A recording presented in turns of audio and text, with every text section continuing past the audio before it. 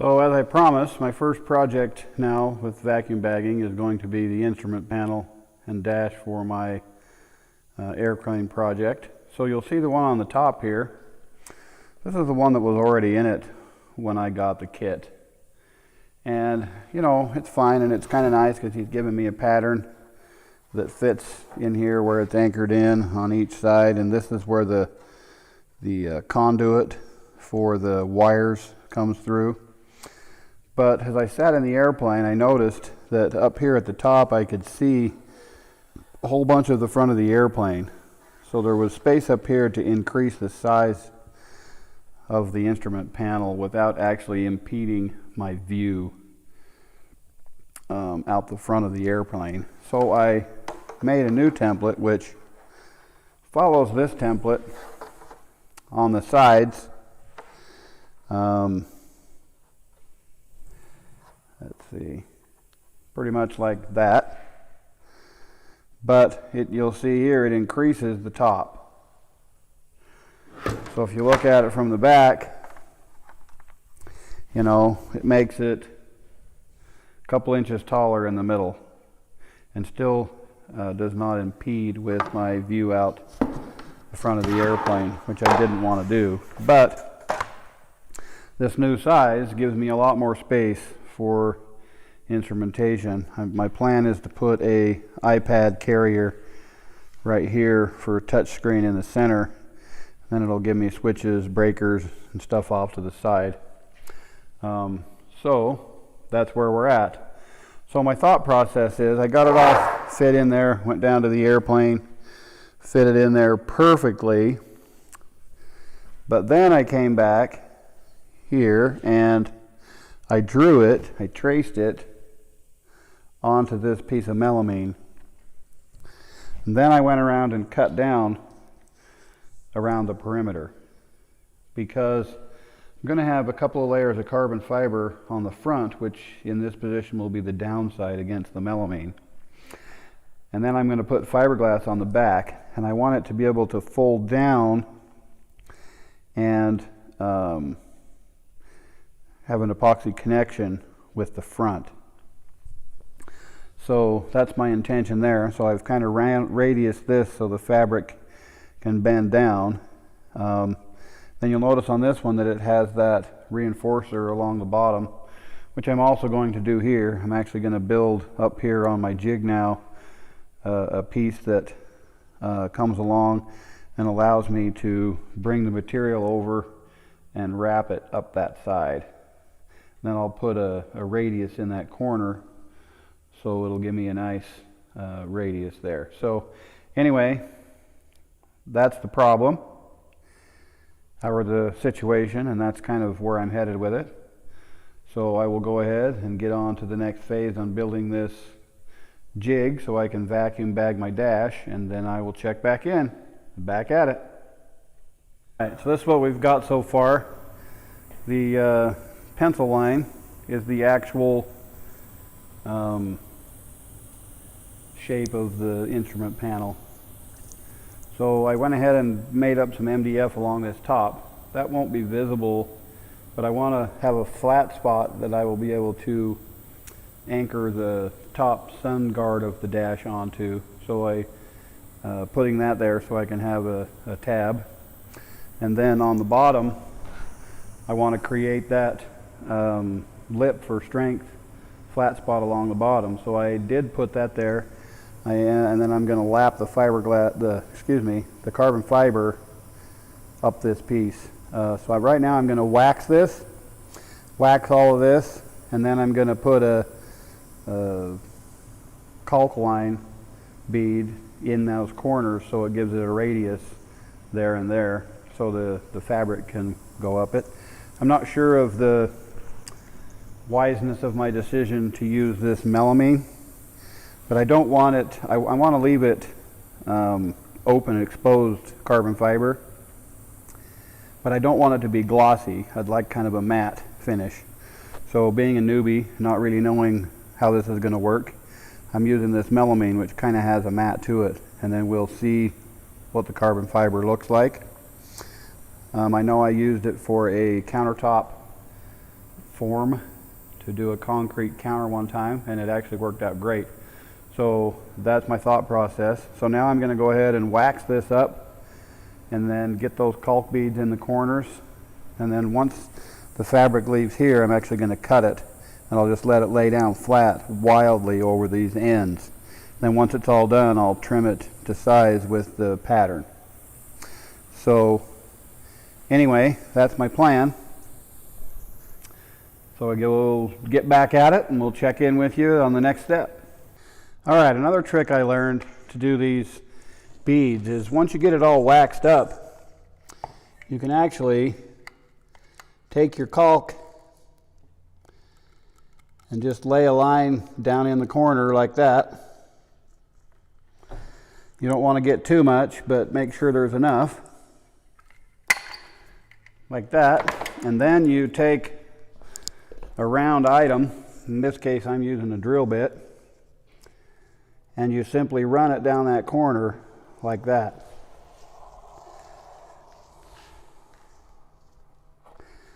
Okay, and you just make sure that it has a full radius bead like that. Don't try and clean it up. The theory is if it's waxed, once it's dry, it'll just peel right off and leave you just a piece in the corner. When I did the concrete countertop, I learned this trick, and it worked pretty good. So we're going to try it again.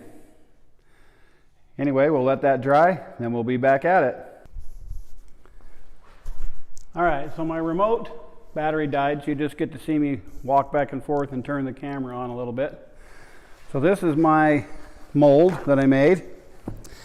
And I got the caulk in the corners, and it dried and it cleaned right up just like they said it would, which I'm pretty excited about. Now I'm just kind of checking out the little edges and making sure everything looks good so that it's ready, because I'm going to go ahead and vacuum bag this and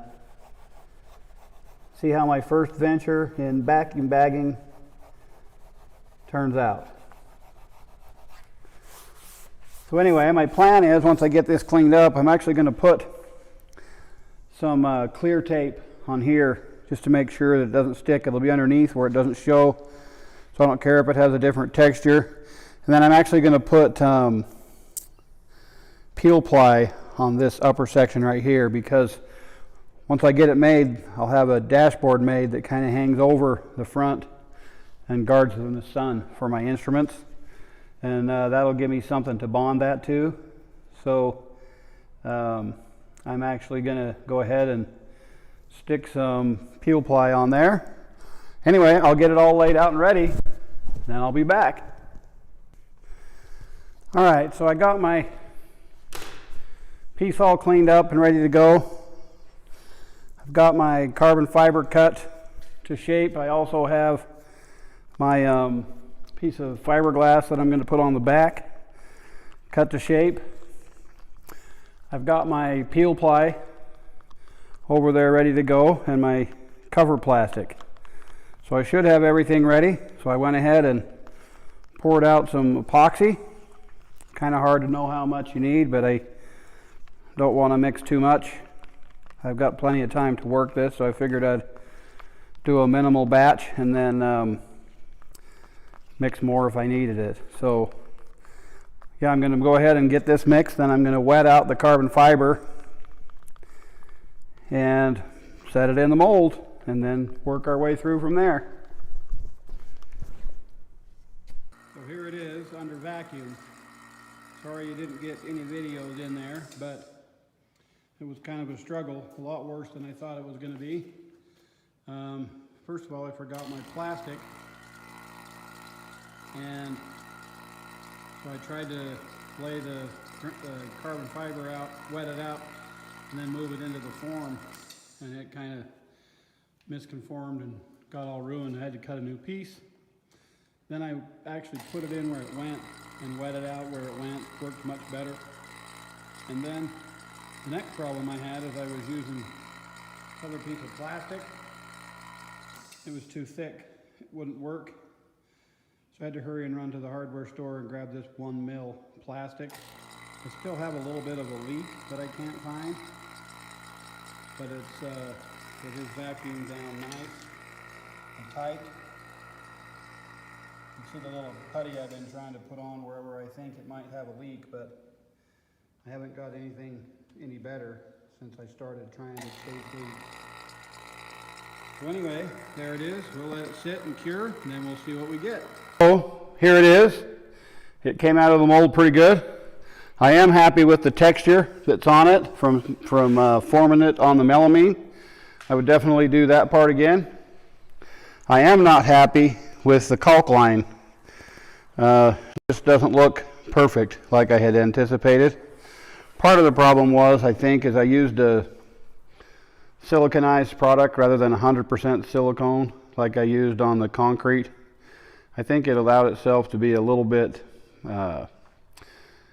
more flexible. The second problem is I didn't get it all the way down in the corner. The top I did really good, but this bottom isn't quite down in the corner. I know that was because I was fighting my plastic. I had too thick a plastic and I couldn't get it to go over and go down in the corners, and so while it was drying, I had to run down to the hardware store and grab some 1 mil plastic, which when I got to Home Depot, there was 100 people waiting outside of the store with the whole COVID thing. So by the time I got back, things had dried up a little bit. I couldn't get that down in the corner like I'd liked, but it isn't in a visible position. So I am happy with it. I am going to go ahead and use it and learn from it for my next project. So, things I would do different. Number one, I would use a different caulk in those corners. And then maybe when I put my peel ply on, actually have it lap over the caulked corner rather than end when it started, so that the caulk is actually covered up by the peel ply. Secondly, I would have plastic here to wet out my carbon fiber on, so that it would be easier to transfer it to the mold without disforming and changing shapes, as I ended up having to redo one. So I would definitely change that. Other than that, I am happy with it. I'm going to go ahead now. Here's my pattern. So I can put my pattern on here and then trim these edges that I purposely left long.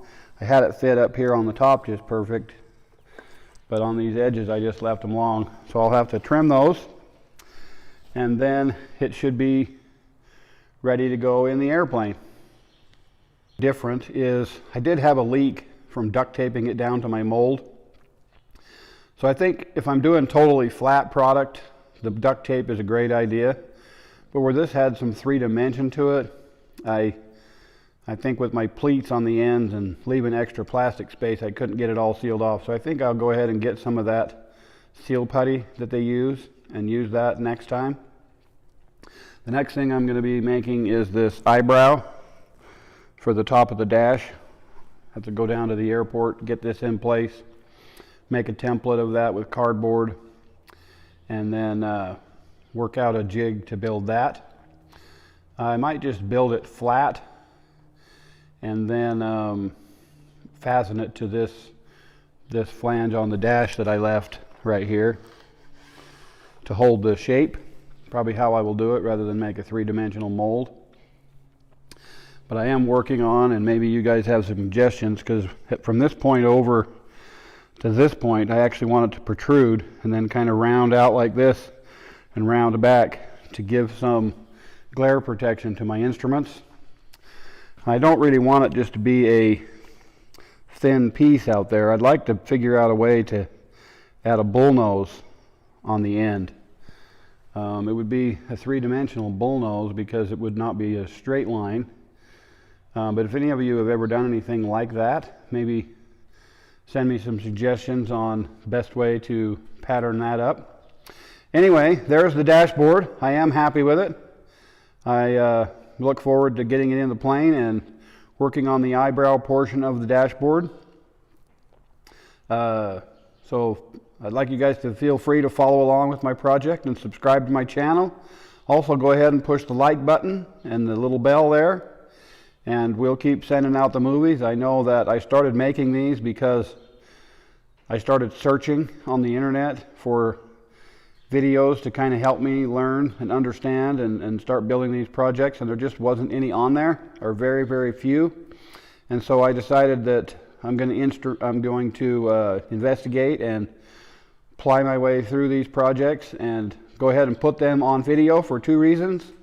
One is so you guys can follow along and get any ideas for yourself, and the second reason is because maybe you can help me out with ideas on my end. So anyway, I'm going to go ahead and get back to work on getting this trimmed and down in the airplane and make up a pattern for the brow. So until next time, happy flying and get back at it.